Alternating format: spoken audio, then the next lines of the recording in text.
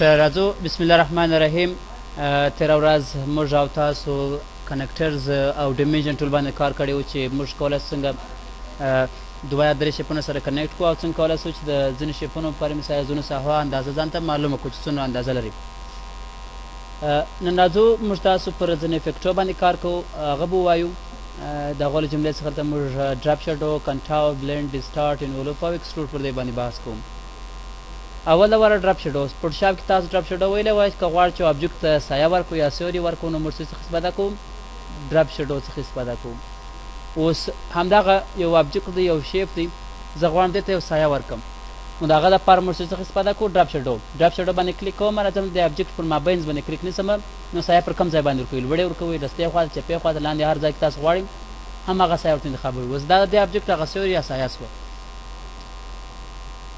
اوس تاسو بیا کولی شئ د سیوري هغه اپسټیم د دغه لاین په واسطه څه به وکړئ منظمه کړئ چې اپسټې زیاته وي او که کمه وي. دغه کوچنی لاین چې دغه د ډراپ شډو ښودنه کوي او دلته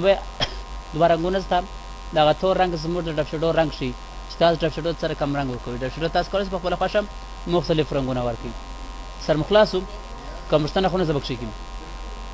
ډراپ شډو چې تاسو کله اپلای کوئ د ځینې پریسټونه یا جوړ شوي شکلونه هم شته. کوم شکل تاسو کوئ هر شکل تاسو غواړئ ستاسو ډراپ شډو به هماغه شکل واخلئ.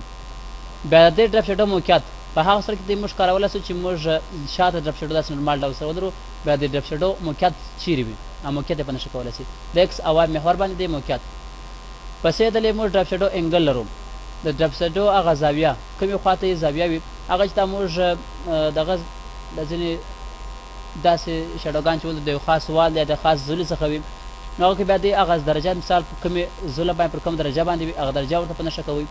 او بیا اوږدوالی یې څونه وي اوږدوالی ورته په نښه کوئ. او د هغه څخه وروسته ډراپ شډو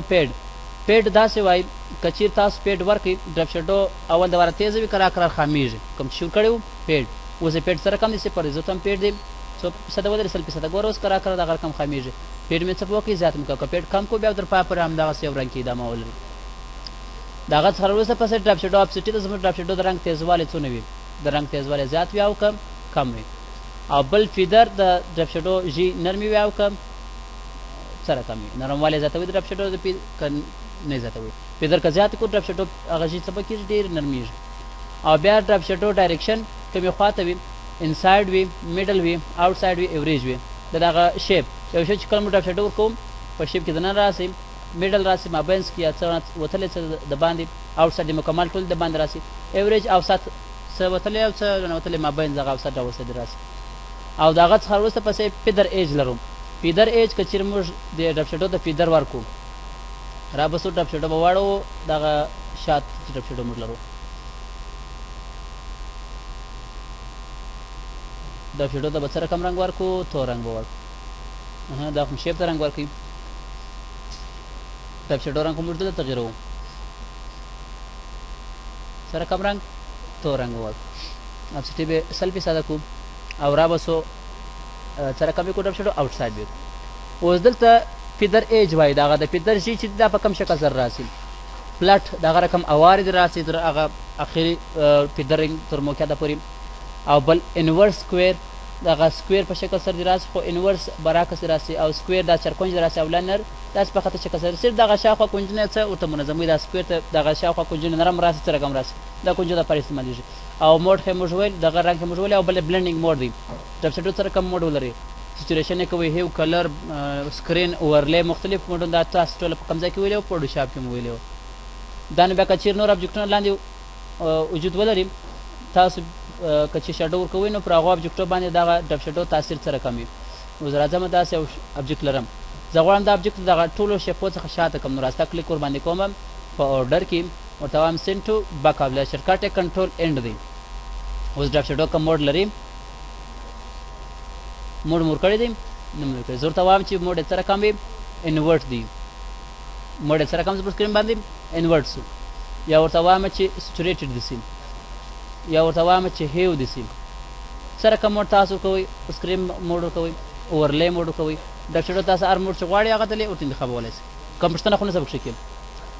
دا څو پروسیسونه وه او که غواړئ چې دغه ډراپ شډو چې تاسو جوړه کړې ده دا غواړئ تاسو په پروسیسټو کې څه به وکړئ ثبت یې کړئ. په چیز کې ثبت کړئ په پروسیسټو کې نو دلته خو پرسټونه موږ درلود دا ګوره ټول جوړ شوي پرسټونه جوړ شوي شکلونه د ډرپ شیډو لپاره که غواړئ تاسو دا هم اضافه کړئ نو پر مثبت علامه باندې کلیک کوئ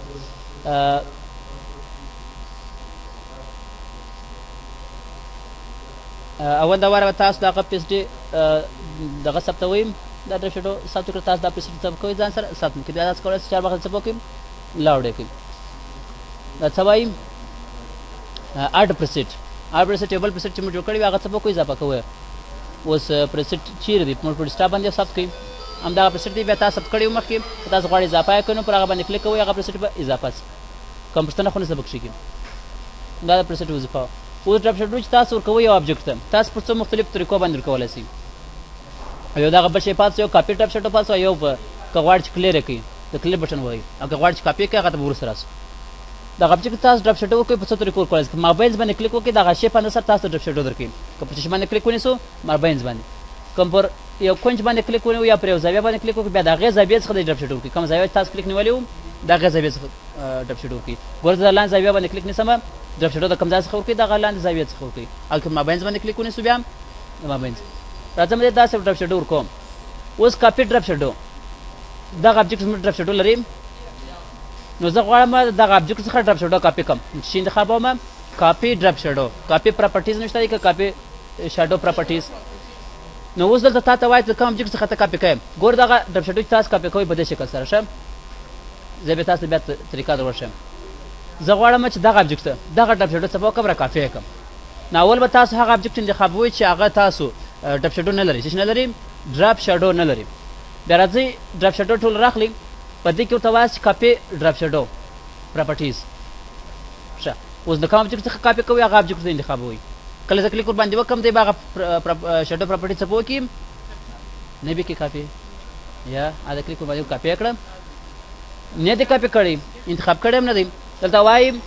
یو ډډ ناټ کلیک آن ان آبجکټ ډو یو وانټ ټرای اګین ما بیا کوشش کوم نو دلته خبره دا ده پرین چې باید موږ شیډو باندې کلیک وکړو چې باندې کلیک وکړو په شیډو باندې کلیک وکړو بیا هغه ډرپ شیډو دی څه به کوي کاپي کوي کوم پوښتنه خو نه سبق شي او کلیر کو بیا بیرته ډرپ شیډو کلیري دا د ډرپ شیډو وظیفه په ډرپ شیډو کې کوم څه دسته د ډرپ شیډو څخه راوروسته پسې موږ کنټاور لرو کنټاور دغه ستاسو آبجکټ دغه بارډر یې څه وه دغه تکرارا راولي یا آوټ سایډ یا ان سایډ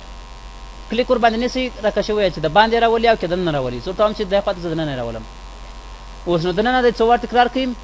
یو وارې تکرار کړئ څو وارې یو وارې د دغه پراخوالي موقعیت او پرسټونه دلته موږ لرو که تاسو غواړئ چې پرسټ انتخاب کړئ نو په پرسټ باندې کلیک کوئ داسې پرسټونه شته او که پرسټ نه کار نه اخلي بیا خپل جوړوئ اوس دلته تاسو وایئ چې انسایډ کنټاور دننه ورکوئ لکه مخکې چې موږ وویل سنټر نیمه دننه نیمه د باندې او آوټ سایډ چیرې راسي د باندې راسي زه ورته وایم چې زه انسایډ غواړم اوس نو څو سټیپه موږ کړي دي څلور زه ورته وایم زه ډېر سټیپونه ورکوم اوس ډېر سټیپونه موږ نشو کولی ځکه چې ساحه تنګه ده چې تنګه ده ساحه تنګه ده اوس نو دلته بله خبره ده د هر سټیپ تر مابین فاصله څونه وي زیاته که کمه وي فاصله زیاته وي که کمه وي دلته چې فاصله هر څومره تاسو کموئ خو هغونه هڅه به کېږي اضافه کېږي نو بیا تاسو کولی شئ سټیپونه څه به وکړئ زیات کړئ چې د کنټاور ته زیات سټیپونه ورکوئ یا تکرار ته زیات سټیپونه ورکوئ او که لږ سټیپونه ورکوئ او د هغه څخه راوروسته پسې دلته وایي چې کنټاور کارنر د کنټاور کې دا کارنر دا کنجان په کم شکل سره وي څه رقم راسي دا به نو په یو ستوري کې به تاسو عملي کړئ راوند راسي څه رقم راسي دا به کنټاور به آوټ سایډ کو څه رقم به کوم آوټ سایډ به کو څه ته معلومیږي ګوره کنټاور هغه ایجونه څه رقم راغلل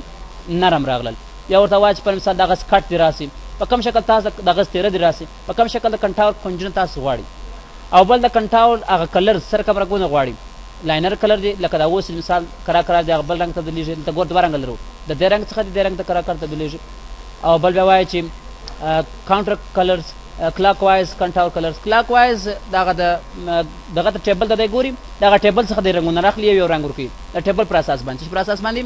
ټیبل پر اساس باندې او کاونټر کلاک وایز به دغه برعکس او بل زموږ په دې کنټاور کې زموږ د بارډر رنګ سره کم وي دا زموږ د بارډرو رنګ په کنټاور کې زموږ د فیل رنګ سره کم وي هغه ورته انتخاب وي د فیل رنګ او د بارډرو رنګ څه به کوئ په کنټاور کې ورته په نښه کوئ د هغه څخه وروسته پسې لاست فیل کلر آخري فیل کلر سره کم وي هغه که چېرې موږ څو دوه درې کنټاورونه ولرو هغه بیا موږ دلې وروسته وایو بیا بلینډ هم په دغه سره تړلی او بل بیا وایي چې آبجکټ ان کلر اکسلریشن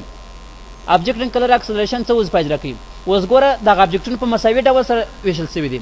کاپیان یې سره کم دي تکرار یې په مساوي ډول سره دي زه ورته وایم چې یا ابجکټونه دي دغه اصلي ابجکټ خواته رانږدې سي. اوس ګورم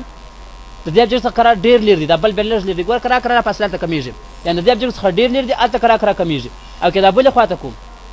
ابجکټ اوس ډېره نږدې دي، کرار کرار دغه لوړ څه به کېږي، ښکته کېږي یا کمیږي. ګورم دغه اصلي ابجکټ ډېر رانږدې دي، خو کرار کرار فاصله څه به کېږي، زیاتېږي.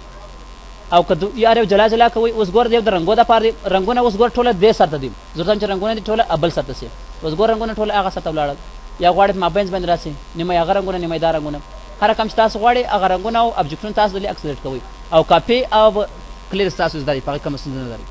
کوم پوښتنه ستا پکښې کیم دا د کنټار وظیفه ده. نن لپاره همدومره بس ده. سبا د خیره بیا موږ تاسو په باندې کار وکړو، په بلنډ باندې کار وکړو.